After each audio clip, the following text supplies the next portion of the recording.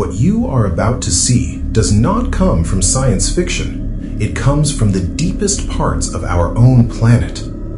The ocean covers more than 70% of Earth, yet humans have explored less than 5% of it. Beneath the waves lies a world darker, stranger, and more alien than outer space. Creatures that glow without fire, animals that become invisible, life that thrives under pressures that would crush a human instantly. Tonight, we descend layer by layer into the deep sea, following depth itself as our guide. With every kilometer, the rules of life change. What you will see may challenge everything you think you know about evolution, survival, and life itself. The sunlit zone, birthplace of life. At the ocean's surface, life is familiar. Sunlight penetrates the water, allowing plants and microscopic phytoplankton to grow. These tiny organisms form the foundation of the marine food chain. From coral reefs to massive whales, almost all ocean life depends on this thin, illuminated layer. Fish feed on plankton, larger fish feed on smaller ones. Predators dominate the open water. But sunlight is fragile. At around 200 meters, light fades rapidly. Below this point, photosynthesis becomes impossible. Life begins to change, and we cross into a realm where the sun no longer rules. The twilight zone, also called the mesopelagic zone. Between 200 and 1,000 meters, we entered the twilight zone, also called the mesopelagic zone. Here, sunlight is weak and scattered. No plants grow. Food no longer comes from living vegetation, but from above. Tiny particles drift downward like snow. These flakes are made of dead plankton, waste, and decaying organisms. Scientists call it marine snow. To us, it looks insignificant. To deep-sea creatures, it is life itself. Animals here have evolved in extreme ways. Many are transparent, their bodies clear like glass. Transparency helps them disappear in the dim light, avoiding predators. The glass octopus is one of the most striking examples. Almost entirely invisible, only its eyes can be seen. Others evolve in the opposite direction. Instead of hiding, they glow. Bioluminescence, light as a weapon. In darkness, light becomes power. Many deep-sea creatures produce light through chemical reactions inside their bodies. This process is called bioluminescence. Some use light to attract prey. Some use it to find mates. Others use it for camouflage. One method is called counter-illumination. Predators below look upward, searching for dark silhouettes against faint surface light. Certain fish emit light from their undersides, matching the brightness above and erasing their shadow completely. Some jellyfish emit deep red light, a color most deep-sea animals cannot see. This allows them to illuminate prey without revealing themselves to predators. In the deep sea, light is never decorative. It is a calculated tool for survival. The largest migration on Earth. Every night, something extraordinary happens. Hundreds of millions of deep-sea creatures rise towards the surface. Fish, squid, jellyfish, and plankton ascend under the cover of darkness to feed. Before sunrise, they sink back into the depths.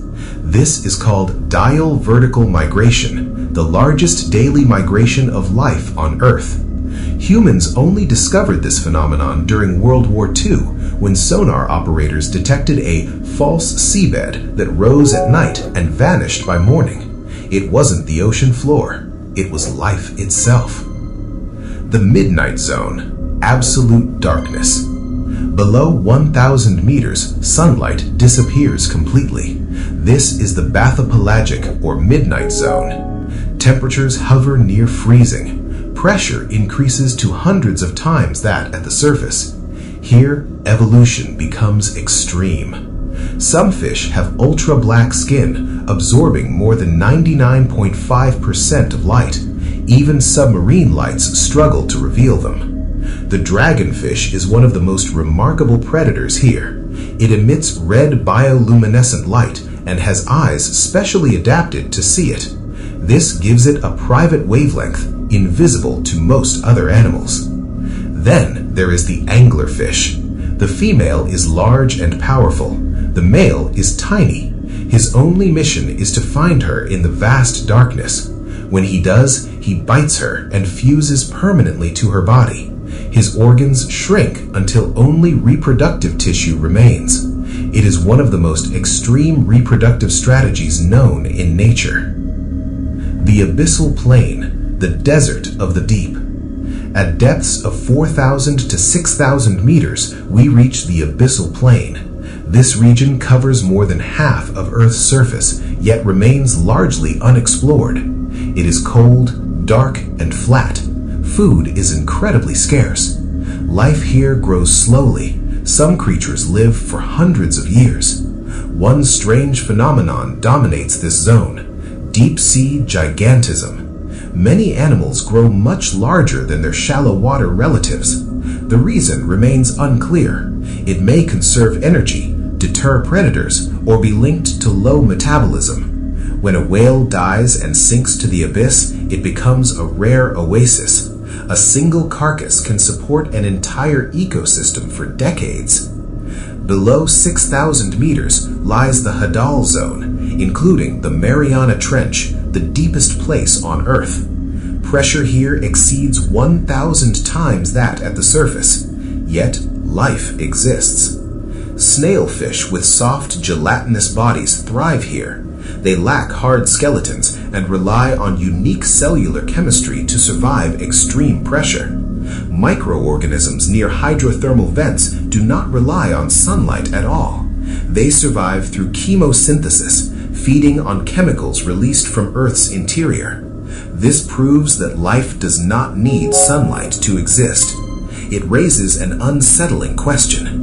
If life can survive here, could it exist beneath the icy oceans of distant moons like Europa or Enceladus? To conclude, we could say that there is a world that is still unknown. This means that more than 80% of the ocean remains unexplored. Every dive reveals new species. Every discovery raises new questions. Why do so many deep-sea creatures glow? Why do some become invisible while others absorb all light? Why does life grow larger where food is scarce? The deep sea reminds us that Earth is still full of mysteries, not hidden in space, but beneath our feet.